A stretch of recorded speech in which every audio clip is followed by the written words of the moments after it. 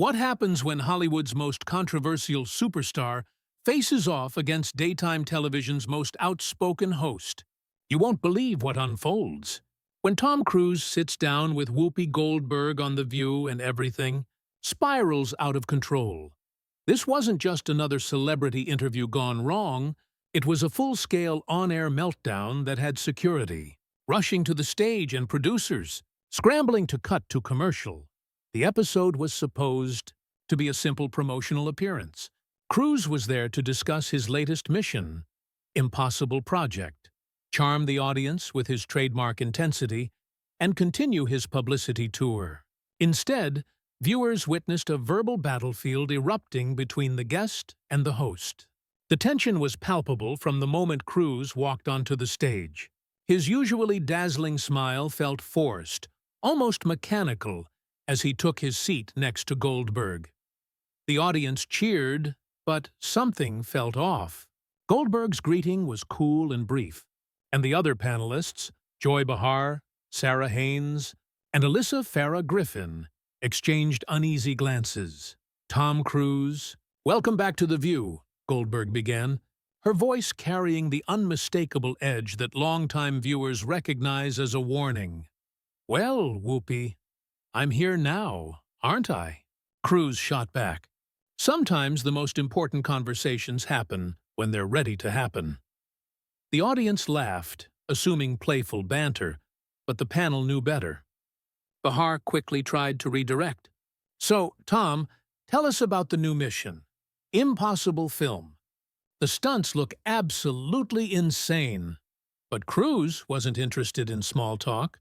"You know, Joy, what's really insane is how people in this industry spread misinformation about things they don't understand. They create narratives that serve their own purposes rather than seeking truth." Goldberg's jaw tightened.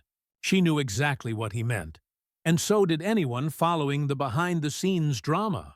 It was a direct response to her past criticism of Church of Scientology on the show. "That's interesting," Goldberg said slowly, her voice dropping lower. "Because I've always believed that seeking truth means asking hard questions, even when they make people uncomfortable." Sarah Haynes jumped in, desperate to de-escalate. "Tom, can we talk about your preparation for these incredible action sequences? The physical demands must be enormous." Cruise didn't budge. "You know what's physically demanding, Sarah? Sitting here listening to someone claim to seek truth while spreading lies and prejudice against people's deeply held beliefs. That takes real stamina." The studio fell uneasy. Goldberg leaned forward. "Lies and prejudice? Really, Tom? Is that what we're calling investigative journalism now? Because asking questions about organizations accused of harassment, intimidation, and breaking up families isn't prejudice, it's responsibility." Cruise's composure cracked. "Accused by whom? Disgruntled former members? People with axes to grind? You're smarter than this. Or at least I thought you were."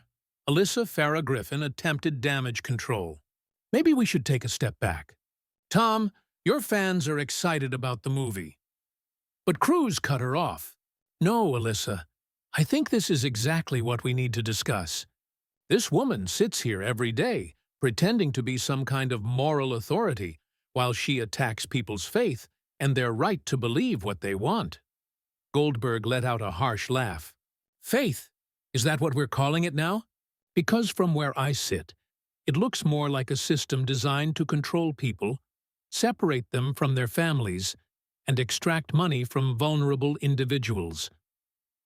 The audience was silent now. No one dared interrupt what had become a personal, ideological showdown. "You don't know what you're talking about, Whoopi," Cruise snapped. "You've never experienced the peace, the clarity, the understanding that comes from true spiritual enlightenment. You're speaking from ignorance, and that ignorance is dangerous." "Dangerous?" Goldberg's voice rose, her composure slipping. "You know what's dangerous, Tom? When people can't question or criticize something without being attacked for asking legitimate questions. When celebrity and wealth are used to silence critics and intimidate journalists." The tension in the studio reached its peak. Cameras caught every flicker of expression, every shift in posture. Then Cruz said the words that would set the internet ablaze. "You know what, Whoopi? You're exactly like every other washed-up actress who thinks her opinions matter more than facts. You sit here judging people while your own career has been circling the drain for years." The room went dead silent. Crew members froze. Behar's mouth dropped open. Haynes recoiled. Griffin looked stunned. Goldberg's eyes narrowed, her body stiffening. When she spoke, her voice was soft but razor-sharp. "Excuse me." But his pride wouldn't let him back down. "You heard me," he snapped. "You've been coasting on Ghost and Sister Act for decades while lecturing everyone else about morality and truth." "At least I'm still making movies people actually want to see," the audience gasped. This wasn't about religion anymore. It was personal warfare between two Hollywood powerhouses, and everyone in the studio knew they were witnessing history unfold. Goldberg rose slowly, her chair scraping against the floor like a warning. "You arrogant, delusional little man," she said, her voice sharp as glass. "You think because you jump off buildings for a living, that gives you the right to come on my show and insult me in my house?" Security started edging closer to the stage as producers argued frantically in the control room. Cutting to commercial would be the safe move, but they knew they were capturing something unprecedented. "Your house," he shot back with a bitter laugh. "This isn't your house, Whoopi. This is network television, and the network cares about ratings, not your ego. They brought me here because I bring eyeballs, something you clearly struggle with these days." Joy Behar finally spoke up.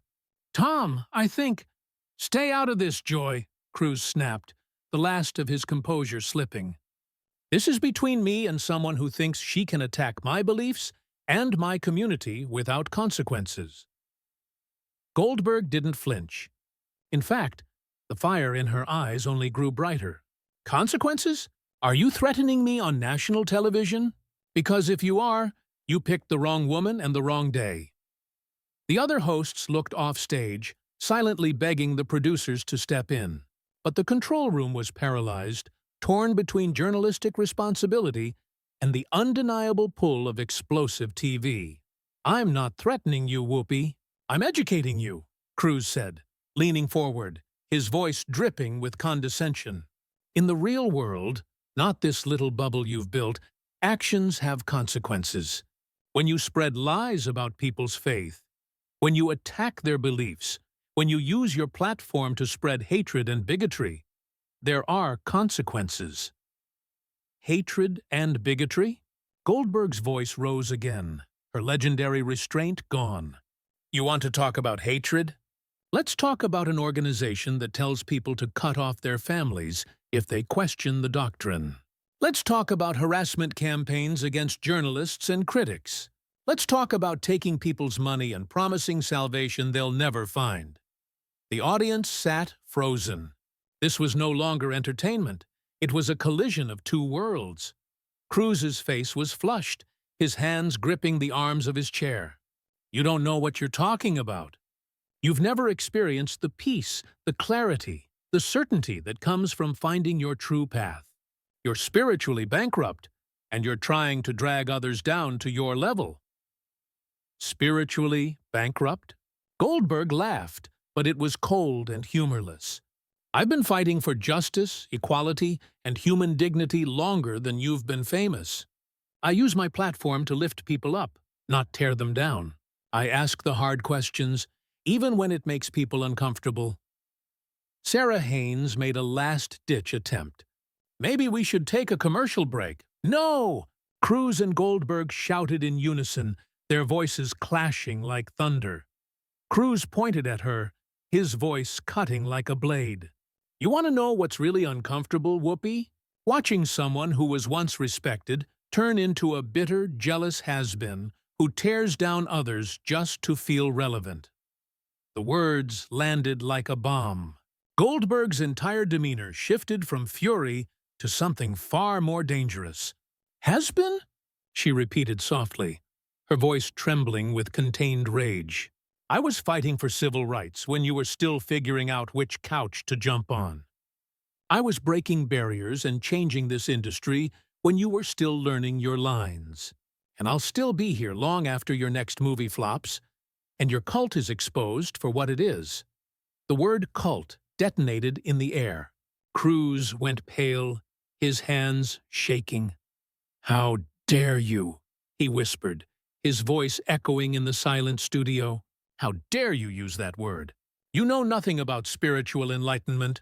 You know nothing about the technology that can save this planet. You're just another suppressive person trying to stop progress." Goldberg stepped closer, her voice rising. "Suppressive person? Is that what you call people who ask questions? Who think for themselves? Who refuse to be controlled?" Security lined the edge of the stage, ready to intervene. Cruz suddenly stood, his chair crashing backward. "You're not worth my time. You're not worth anyone's time. You're a bitter, talentless. Get out!" Goldberg's roar shook the studio. "Get out of my show." He stood rigid, finger pointed at her. "You want me to leave? Fine. But not before I tell everyone what kind of person you really are. You sit here every day pretending to be some moral crusader, but you're nothing but a hypocrite who destroys people for sport." The audience was deathly silent. Even the crew froze. Goldberg stepped closer again, her voice dropping to a lethal whisper. "You want to talk about destroying people? Let's talk about the families your organization has torn apart. The critics who've been harassed and intimidated. The lives shattered because they dared to ask questions." "Lies!" Cruz screamed, his voice cracking. "Lies from bitter, failed people who couldn't handle the truth. Just like you can't handle your own failures." Joy stood, trembling but resolute. "Tom, stop this! This has gone too far." He spun toward her, his eyes wild. "Too far? You think this is too far? You've been mocking my faith for years, questioning my sanity, and now you want to play the victim? Security," Sarah Haynes said shakily. "Please, we need security up here." The guards finally moved toward the stage as the standoff between Cruz and Goldberg blazed on. A live televised moment neither of their careers would ever escape. Goldberg held up her hand to stop the others. "No, let him finish. Let America see exactly who Tom Cruise really is when he doesn't get his way." Cruz's laugh was bitter and sharp. "Who I really am? I'm someone who's dedicated his life to helping people. I've used my success to spread a message of hope and spiritual freedom. You wouldn't understand that because you've never helped anyone but yourself." "Help people?" Goldberg repeated, incredulous. "You call taking vulnerable people's money and isolating them from their families helping? You call attacking journalists and critics helping? You call using your celebrity to silence opposition helping?" The other panelists glanced helplessly at the producers, who were frantically signaling from the control room. But neither Cruz nor Goldberg saw anything beyond each other. Cruz stepped closer, his voice dropping to a dangerous calm. "You know what your problem is, Whoopi? You're jealous. Jealous that I found something bigger than myself. Something that gives my life meaning and purpose. You're stuck in your bitter little world, tearing people down because you can't build anything yourself." That was the breaking point. Goldberg's composure shattered. "Jealous? Of you?" she shot back. "You're a delusional puppet, brainwashed by a science fiction writer's fantasy. You've given up your humanity for a false promise of enlightenment, and you're too blind to see it." The audience gasped. Some people in the front row even stood, unsure whether to leave or stay for what had clearly become an unprecedented moment.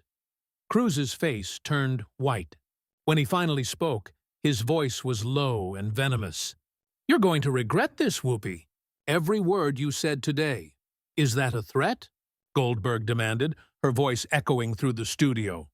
"Because if you're threatening me, you'd better be prepared to back it up." Security moved closer. Cruz straightened suddenly, the rage replaced by something colder. "I don't make threats, Whoopi. I make promises. And I promise you this. Your days of spreading lies and hatred are numbered.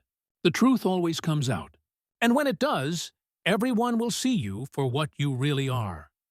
Goldberg stepped so close their faces were almost touching. And what am I, Tom? What am I really? You're a failure, he said quietly. A bitter, washed-up failure desperately trying to stay relevant by attacking people who are actually making a difference in the world. The words hit her like a physical blow. For a moment, she looked stunned. Then her face hardened. "Get out," she said, calm but deadly. "Get out of my studio. Get out of my show. Get out of my sight." Cruz stared at her, breathing hard, then straightened his jacket. Turning to the audience, he smiled, a cold, disconnected smile. "Ladies and gentlemen, this is what happens when you try to have an honest conversation about faith in this country. You get attacked by people who claim to champion tolerance but can't tolerate anyone who thinks differently." The audience was frozen. "Don't you dare turn this around," Goldberg snapped. "You came on my show and attacked me, my career, my character, my integrity. And now you want to play the victim." Cruz's mask cracked again. "I defended myself against someone who's spent years attacking my beliefs. Someone who uses her platform to spread bigotry and hatred against people of faith." "People of faith?" Goldberg's voice rose. "I've worked with Christians, Jews, Muslims, Buddhists, Hindus, people of every faith imaginable. They don't attack those who ask questions. They don't threaten critics. They don't try to silence opposition." "You don't know what you're talking about," Cruz shouted. "You've never experienced true spiritual enlightenment. You're spiritually dead, and you're trying to kill the spirits of others." Goldberg laughed harshly. "I've got more spirit in my little finger than you have in your entire manufactured persona. At least I know who I am. At least I'm not hiding behind some cult leader's delusions." The word cult broke something in Cruz. He lunged forward, not physically, but with such force that security immediately stepped between them. "Don't you ever use that word!" he screamed. "Don't you ever disrespect something you're too ignorant to understand." "The truth hurts, doesn't it, Tom?" Goldberg said. "The truth about what you've gotten yourself into, what you've become, what you've lost." "I haven't lost anything," he hissed. "I've gained everything. Clarity, purpose, understanding, things you'll never have." "What I have," Goldberg said quietly, "is my freedom. My ability to think for myself, my right to question authority, my independence. And that's something you gave up a long time ago." The studio was dead silent except for Cruz's labored breathing. For a moment, it looked like he might break. Then he straightened, turned, and began walking off the stage. "I'm done here," he said hollowly. "I'm done with this show. I'm done with this network. And I'm done with people like you who think they can destroy others without consequences." As he walked away, Goldberg called after him. "That's right, Tom. Run away. That's what you do best. Run from the truth. Run from reality. Run from anyone who challenges your precious worldview." Cruz stopped at the exit and turned one last time.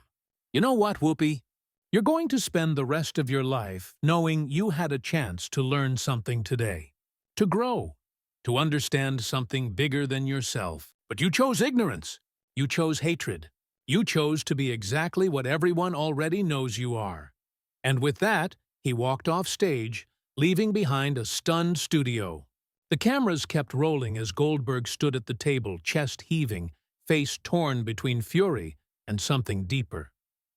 The audience sat in silence, unsure whether to applaud or leave. The other panelists were frozen, still processing the wreckage of what they had just witnessed. A live confrontation that would go down as one of the most explosive moments in television history.